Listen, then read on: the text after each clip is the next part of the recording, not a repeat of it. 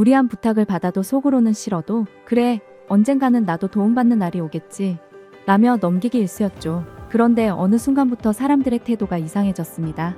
제 배려를 처음에는 고마워하던 동료들이 이제는 당연하다는 듯이 제게 잡무를 툭툭 떠넘기고 정말 너무 힘들어서 정중히 일을 거절할 때면 대놓고 언짢은 표정을 지으며 이런 것도 못해줘? 라며 면박을 주셨죠. 그 짜잘한 일들 시키는 걸 당연하게 느끼고 그 고마워하지도 않다가 한번 거절했더니 왜 이렇게 화를 내? 그리고 그게 소문이 나더라. 그래서 왜 착하게 살았는데 위임을 받느냐 뭐 이런 사연이네요. 제가 솔직하게 말씀드릴게요. 사람들은요 착한 사람을 존중하지 않아요. 마음정비소 한창수입니다. 오늘도 뭐 혹시 무슨 사연 들어온 게 있나요? 안녕하세요. 한창수 교수님. 저는 이제 막 취업한 20대 후반의 마음정비소 구독자입니다. 취업한 뒤부터 제 성격을 고치는 게 맞는지 많은 고민이 들어 이렇게 사연을 적어봅니다. 저는 어렸을 때부터 주변의 분위기가 서먹해지거나 사소한 걸로 다투는 걸 싫어했습니다. 그래서 직장 동료들이나 친구들이 무언가를 결정할 때 항상 전 다 좋은 것 같아요 라며 다 맞춰줬고 무리한 부탁을 받아도 속으로는 싫어도 그래, 언젠가는 나도 도움받는 날이 오겠지 라며 넘기기 일쑤였죠. 회사 사람들도 처음엔 그런 저를 보며 마정 씨는 정말 사람이 좋아. 다들 마정 씨처럼만 일하면 얼마나 좋을까? 라며 절 칭찬해줬기에 제 태도에 문제가 있다고는 한 번도 생각한 적 없었죠. 그런데 어느 순간부터 사람들의 태도가 이상해졌습니다. 제 배려를 처음에는 고마워하던 동료들이 이제는 당연하다는 듯이 제게 잡무를 툭툭 떠넘기고 정말 너무 힘들어서 정중히 일을 거절할 때면 대놓고 언짢은 표정을 지으며 이런 것도 못해줘? 라며 면박을 주셨죠. 이런 일이 여러 번 일어나고 참지 못한 저는 제발 좀 그만하세요. 직접 하실 수 있는 잡무인데 귀찮아서 저한테 떠넘기시는 거잖아요. 라고 그동안의 제 심경을 토로했습니다. 그렇게 불만을 토해내고 나니 속은 후련했지만 그 이후로 회사에서 이상한 소문이 돌기 시작했습니다. 상사가 일 부탁하면 화내는 사람, 착한 척하지만 자기밖에 모르는 사람, 이라며 마치 제가 잘못한 사람이라는 소문이 퍼지기 시작했죠. 교수님, 저는 요즘 세상에서 아침 해가 떠오르는 게 가장 무섭습니다. 전 그저 모든 사람과 잘 지내고 싶었을 뿐인데 왜 어느새 저는 모든 사람들에게 미움을 받고 있는 걸까요? 20년 동안 다른 사람과 친하게 지내라고 배워왔고 그걸 실천한 결과가 이런 고통이라는 게 믿기지가 않습니다. 교수님, 전 어떻게 하면 좋을까요? 교수님, 이분은 정말 착하게 산 것 같은데 주변인들을 잘못 만난 걸까요? 이분의 사연을 제가 보니까 취업 이후에 직장 동료들이 요구하는 거를 아주 뛰어다니면서 열심히 하셨네요. 보니까 20대 후반의 시청자고 그냥 해달라는 거 다 해주고 힘들어도 그냥 본인이 참고 다 해줬고 그래서 처음엔 칭찬을 많이 받았는데 나중에는 점점 그 동료들이 그 짜잘한 일들 시키는 걸 당연하게 느끼고 그 고마워하지도 않다가 한번 거절했더니 왜 이렇게 화를 내? 그리고 그게 소문이 나더라. 그래서 왜 착하게 살았는데 위임을 받느냐 뭐 이런 사연이네요. 제가 보기엔 주변인들이 나쁜 건 아니에요. 이분은 듣기 싫으실 수 있는데 제가 솔직하게 말씀드릴게요. 주변 사람들은 그냥 이 사연자인 분이 A씨라고 얘기를 드리면 이 A씨가 원래 그러도 되는 사람인 걸로 안 거예요. 왜 원래 호의가 반복되면 둘리가 된다는 말 알잖아요. 본인이 너무 잘해줬구만. 그래 잘해주니까 이 사람 그래도 되는 사람인 걸로 그냥 이해한 거죠. 심리적으로 보면 바운더리 경계가 없어진 상태인 거예요. 사실은 이게 직장 초년생들이 흔히 하는 실수잖아요. 직장에 가면 내일이 아니어도 무조건 열심히 해야 될 것 같고 오늘 아침에 엄마랑 싸우고 나왔어도 직장에서 만나는 동료들한테는 무조건 웃어줘야 될 것 같아서 많이 웃더라고요. 저 어저께 신입사원들, 신입 간호사분들하고 티타임을 했는데 그분들한테 제가 뭐라 그랬는지 아세요? 이제 웃지 말라고. 너무 비실비실 너무 웃지 말라고. 이제 우리는 일을 잘하는 각자 영역의 전문가니까 그렇게 안 웃어도 된다고. 웃어주는 것 자체도 사실은 감정노동이거든요.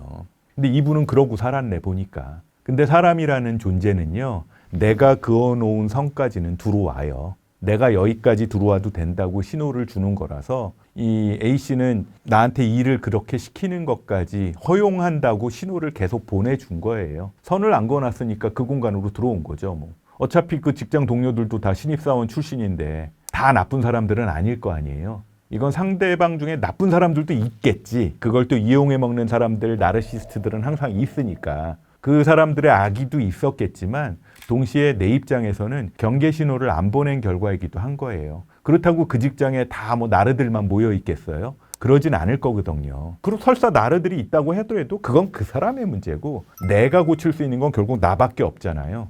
니체가 이런 말을 했다고 합니다. 자신을 비하하는 사람은 다른 사람에게도 존중받을 수 없다. 그리고 중요한 게 또 하나 있어요. 사람들은요, 착한 사람을 존중하지 않아요. 이거 굉장히 서늘한 사회적인 진실입니다. 사실은요, 착한 사람은 이용해요. 그리고 함부로 못하는 사람들을 존중해요. 씁쓸하긴 한데 이게 진실이에요. 어쩌면 이거 씁쓸할 일도 아닌 거야. 그냥 그게 그냥 인간 세계, 동물 세계에서 일어나는 일인 거지 뭐. 당연한 거 아닐까요? 존중받는 사람의 특징은 세 가지인 것 같습니다. 첫 번째, no, 안 돼, 아니요, 못해요 라는 말을 할 줄 아는 사람입니다. 두 번째는요, 그냥 하기 싫어서 화가 나는 게 아니라 내가 정한 기준에서 이 일은 내 일이 아니기 때문에 아니면 나는 지금 이 일을 하고 있어서 이 일을 못한다 라는 나만의 기준을 가지고 있어요. 세 번째, 그 기준과 감정 표현이 일관성을 가지고 있습니다. 이 세 가지가 존중받는 사람의 특징이에요. 이게 없으면 아무리 내가 나를 지키고 산다고 해도 그저 주변 사람들한테는 편한 사람이에요. 편한 사람이라는 거 다른 말로 얘기하면 막대해도 되는 사람인 거예요. 부드럽지만 단호하게 내 의견을 정하고 그 정한 대로 말할 수 있어야 되고 그게 일관적이어야 되지 않을까 하는 생각이 듭니다. 교수님, 그렇다면 사연을 보내주신 분께 존중받으며 살 수 있는 조언 한마디 해주실 수 있을까요? 인생 슬로건이 있었어요. 제 젊은 시절에. 제가 정신과 의사로 이제 인생 초반을 시작을 했잖아요. 사회생활을 시작을 하니까 제 인생 슬로건이 친절하지만 단호하게, kind but firm 이었어요. 차갑게 대하라는 말은 아니에요. 전문가들은 우리 은행이나 어디 상담하러 갔을 때, 관공서에 갔을 때 거기 계시는 분들이 저한테 막 비실비실 웃으면서 친절하게 하던가요? 또 그래야 내가 잘했다고 하던가요? 안 그러잖아요. 그냥 약간의 미소는 띌 수 있지만 그냥 진지한 눈으로 나한테 말은 부드럽게 필요한 설명을 해주시는 분들 있잖아요. 똑 떨어지게. 우리 그런 분들 좋아하잖아요. 저도 그런 행동을 하기 위한 게 친절하지만 단호하게입니다. 거절은요, 상대에 대한 공격이 아니에요. 나를 지키는 방패인 거죠. 그리고 상대방도 그걸 편안하게 느낍니다. 왜냐하면 경계선이 정해지니까. 싸움의 룰이 정해지면 얼마나 편해요. 룰이 없으면 힘들지 서로. 구체적으로 말씀드리면요, 지금 내가 바로 안 돼요 아니면 no 이런 말을 못 하겠으면 이 말을 하세요. 일단 잠깐 확인하겠습니다. 네, 확인하고 다시 답변하겠습니다. 제가 많이 쓰는 말이기도 해요. 예를 들어서 제가 시간이 없는데 강의 요청이 들어오거나 시간이 마땅치 않은데 무슨 회의 참석 요청이 들어오거나 자문 요청이 들어오는 경우들이 있거든요.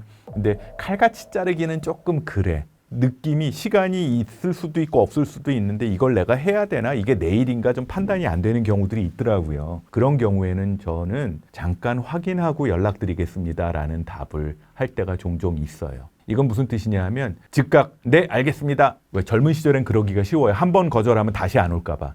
근데 이제 즉각 허락하는 이 패턴을 끊는 것만으로도 나한테 함부로 대하는, 나한테 맨날 일을 해달라고만 하는 그 사람의 태도는 달라질 수 있어요. 만약에 그렇게 하면 처음에는 좀 당황할 거예요. 얘가 왜 이러지?